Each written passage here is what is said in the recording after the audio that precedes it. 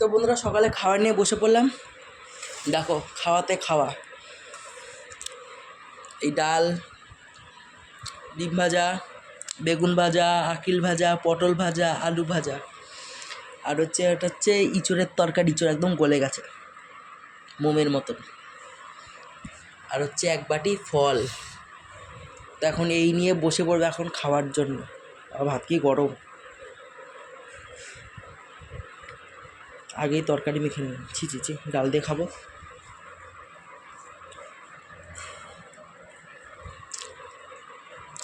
তোকে এটা ভালো হয়েছে খেতে।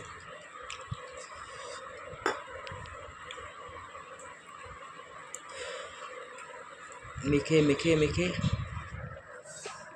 ঢুকে দিতে রাখবো। পটল ভাজা,